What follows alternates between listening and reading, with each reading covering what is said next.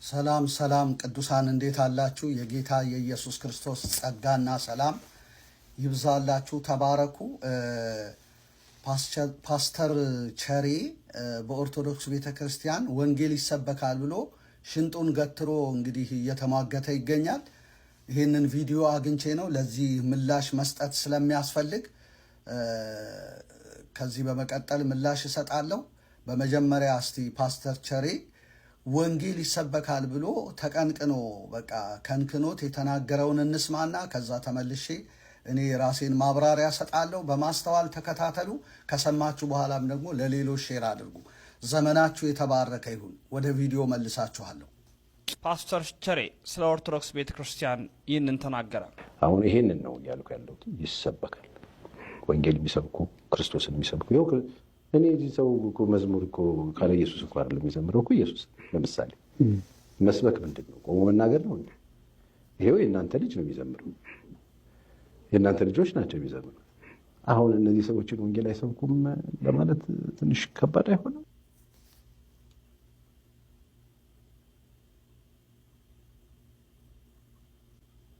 እሺ፣ እግዚአብሔር አምላካችን የተመሰገነ ይሁን ለዘላለም። እንግዲህ እንደሰማችሁት ነው ቪዲዮውን። አሁን ይህንን ነው ያልኩት። ወንጌል ይሰበካል። ወንጌል የሚሰብኩ ክርስቶስን የሚሰብኩ ይኸው የእናንተ ልጆች ናቸው የሚዘምሩት። አሁን እነዚህ ሰዎች ወንጌል አይሰብኩም ማለት ትንሽ ከባድ አይሆንም አለ። እኔ የዚህ ሰው እኮ አለ አንድ መዝሙር ይሰማል መሰለኝ እና የዚህ ሰው እኮ ኢየሱስ አይደለም እንዴ የሚዘምረው ይሄ ሰው ብሎ ኢየሱስ እንደሚሰበክ እንደሚዘመር ነው የተናገረው። በእውነት በጣም አዝናለሁ በፓስተር ቸሬ። ምክንያቱም ቤተ ክርስቲያኗን አያቅም። ሳያቅ ከዚህ በፊት ማርያምን እንደጠመዳችኋት አይደለም ብሎ ተናገረ። አሁን እንደገና ደግሞ ወንጌል ይሰበካል፣ ኢየሱስ ይሰበካል፣ የሚዘመረው ኢየሱስ አይደለም ወይ ብሎ ተናገረ። እኔ አንድ ነገር መናገር እፈልጋለሁ። ሁሉ ኃጢአትን ሰርተዋል፣ የእግዚአብሔርን ክብር ጎድሏቸዋል፣ በኢየሱስ ክርስቶስ በሆነው ቤዛነት በኩል እንዲያው በጸጋው ይጸድቃሉ ብሎ ይናገራል። ሮሜ 3 23 25 የታወቀ ጥቅስ ነው። ስለዚህ በኢየሱስ ክርስቶስ በሆነው ቤዛነት በኩል እንዲያው በጸጋው ይጸድቃሉ ብላ ይቺ ቤተ ክርስቲያን የጸጋውን ወንጌል በእውነት ትሰብካለች ወይ? እንዲያው በጸጋው መዳን እንዳለ ትናገራለች ወይ? ሁሉስ ኃጢአትን ሰርተዋል የእግዚአብሔርን ክብር ጎድሏቸዋል ብላ ትናገራለች ወይ? እኛ እኮ ይህንን ሙሉ እውነት ነው የምንናገረው። እንዲያው በጸጋው ነው የዳን ነው። ኦርቶዶክስ ግን በስራ ነው የምንድነው ብላ አይደለም እንደምታስተምረው። እንደገና ደግሞ ኤፌሶን 1:7 ላይ በውድ ልጁም እንዲሁ እንደ ጸጋው ባለጠግነት መጠን በደሙ የተደረገ ቤዛነታችንን አገኘን፣ እርሱም የበደላችን ስሬት ይላል። ቤዛነት የተገኘው በደሙ ነው። ስሬት የተገኘው በደሙ ነው። በደሙ የተደረገ ቤዛነታችንን አገኘን ብላ ይቺ ቤተ ክርስቲያን ትሰብካለች ወይ? ስሬትን ትሰብካለች ወይ? በኢየሱስ ክርስቶስ ድንጋይ ተሸክመ ትጸድቃለህ አይደል እንዴ የምትለው? ዋሻ ገደል ሾልከ ይኸው በቪዲዮ እያየን አይደለም ወይ? በጣም ነው የማዝነው በፓስተር ቸሬ። እንደገና ደግሞ ኤፌሶን 2:8 ላይ ጸጋው በእምነት አድኗቸዋል፣ ማንም እንዳይመካ ከስራ አይደለም። በስራ መጽደቅ አለ ብላ አይደለም ወይ የምትሰብከው? የተጋጨ ነው በዚህ እውነት አይደለም ወይ? መጽሐፍ ግን የሚናገረው ጸጋው በእምነት አድኗቸዋል ነው የሚለው። ማንም እንዳይመካ ከስራ አይደለም እያለ ይናገራል። ስለዚህ የምንድነው በጸጋው ነው። እንዲያው በሆነው በኢየሱስ ክርስቶስ በሆነው ቤዛነት በኩል እንዲያው በጸጋው ነው የዳን ነው። እንዲያው በጸጋ ኢየሱስ ክርስቶስ ቤዛ ሆነንና እንዲያው በጸጋው አዳነን። ስለዚህ በጸጋው የዳነ ሰው ስራ አይጠበቅበትም። ገደል ሾልኬ ድንጋይ ተሸክሜ ይህንን ፈጥሬ ያንን አድርጌ ብሎ ሲኳትን አይገኝም። አሻሮ ሲቆላ፣ ሲወድቅ፣ ሲነሳ፣ እንደገና ደግሞ እንጨት ሲፈልጥ፣ እንደገና ደግሞ ማነባለ ሳምንት እየተባለ 15 ትውልድ ትማራለ እየተባለ በገድል በድርሳን ያለውን ቃል ኪዳን አሜን እያለ አይቀበልም። ምህረት በኢየሱስ ነው። ምህረት ለሮጠ ወይም ለተሽቀዳደመ አይደለም፣ ከሚምር ከእግዚአብሔር ነው። በጸጋው ነው ምህረት ያገኘ ነው። በኢየሱስ ክርስቶስ በሆነው ቤዛነት በኩል ነው እንዲያው በጸጋው የጸደቅ ነው የዳን ነው። እንደገና ደግሞ የበደላችን ስርየት በደሙ ተገኝቷል። ድንጋይ ተሸክመን አይደለም ስርየት የምናገኘው። ሄደን ነፍስ አባት ጋር ተናዘን አይደለም ስርየት የምናገኘው። የመጽሐፍ ቅዱሳችን እውነት የሚያስተምረው ይህንን ነው። ክብር ለእግዚአብሔር ይሁን። ነገር ግን ኦርቶዶክስ ቤተ ክርስቲያን የጸጋውን ወንጌል ላለመቀበል፣ እንዲያው በጸጋው ይጸድቃሉ የሚለውን ላለመቀበል፣ የኢየሱስ ክርስቶስን ቤዛነት ላለመቀበል መስቀልን ቤዛ ትላለች። መስቀል ቤዛነ፣ መስቀል መድኃኒተ ነፍስነ።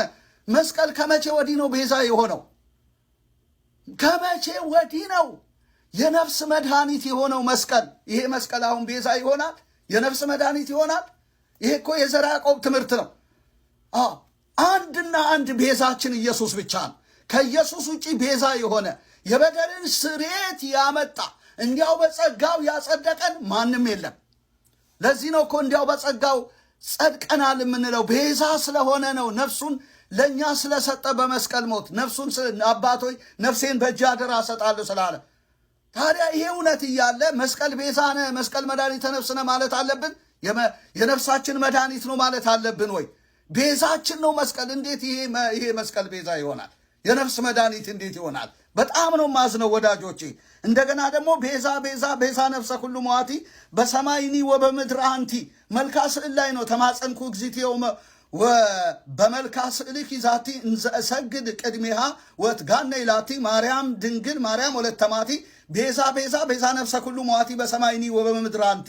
ቤዛ ቤዛ ቤዛ ነፍሰ ኩሉ መዋቲ ማለት ነው የሟቾች ሁሉ ነፍስ ቤዛ በሰማይም ሆነ በምድር አንቺ ነሽ። ይኸው ተመልከቱ፣ የሟቾች ሁሉ ቤዛ በሰማይም በምድርም አንቺ ነሽ። ስለዚህ ቤዛ የኢየሱስ ቤዛነት አያስፈልጋችሁም እያለን ነው መልካ ስዕል። በሰማይም ሆነ በምድር የሟቾች ቤዛ አንድና አንድ ኢየሱስ ብቻ ነው። ድንግል ማርያም ፍጡር የሆነችዋ ለራሷ ቤዛ ያስፈልጋት ድንግል ማርያም በሰማይ በምድር የሟች ነፍስ ቤዛ ልትሆን አትችልም። አቅሙም አይፈቅድላትም። ቤዛ ቤዛ ቤዛ ነፍሰ ኩሉ መዋቲ በሰማይኒ ወበምድር አንቲ በሰማይና በምድር የሟች ሁሉ ነፍስ ቤዛ አንቺ ነሽ ብለው ከመሩባት። ቤዛችንን ኢየሱስን ከመጣላት የተነሳ ካለመቀበል የተነሳ በዚህ ነገር ወደዚህ እውነት እስካልመጡ ድረስ ከኦርቶዶክሳውያን ጋር ለዘላለም አንስማማ። ቤዛችንን ክደው የእሱም ቤዛነት ቤዛ ነፍሰ ኩሉ መዋቲ ብለው ለማርያም ሰጥተው እንዴት ነው ልንስማማ የምንችለው? እንዴት ነው ወንጌል ትሰብካለች ብለን የምንናገረው አፋችንን ሞልተን? ፓስተር ቸሬ እባክህ በጣም ነው የማዝነው ይሄን በተናገርከው ነገር። በዚህ አይነት ልንገርህ አይደል እንኳን እነርሱ ወንጌል ሊሰብኩ አንተም ወንጌልን አትሰብክም። ስሙን ብቻ ነው ፓስተር የሚለውን ታፔላ የለጠፍከው። አሁን እኮ እያስቸገሩን ያሉት ፓስተሮች እንደሆኑ ታውቃላችሁ። ያለ ቦታቸው ተሽቀዳድመው ፓስተር ይባሉና ፓስተርነት ያረጅባቸዋል። ከዛ በኋላ ያፈገፍጋሉ በቃ ወደኋላ። ነገ ገብረ ጻድቅ ተብለው ሊጠመቁ ኦርቶዶክስ መጽሐፈ ቄደር ብዙ የተጠመቁ ሰዎች አሉ። ስም ማንሳት አይሆንብኝ እንጂ ፓስተር ቸሬም ዳርዳር እያለው ነው። ሰለቸው በቃ። ወይ ትምህርቱም አልቆበት ሊሆን ይችላል፣ ወይም ደግሞ በአግባብ ሳይረዳ ፓስተር የሚለውን ስም ይዞ የኤጳፍራ ቤተ ክርስቲያን ፓስተር ሊሆን ይችላል። አናምንም እኛ በፓስተርነት። በመጽሐፉ ቃል ነው። መጽሐፉን ቃል በአግባብ የሚያስረዱ የሚያስተምሩ ሰዎች፣ የማይጨምሩ የማይቀንሱ ፓስተሮችን ነው የምንቀበለው። አንቀበልም።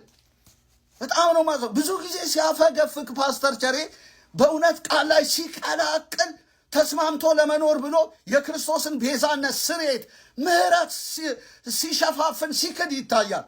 አዝናለሁ በጣም።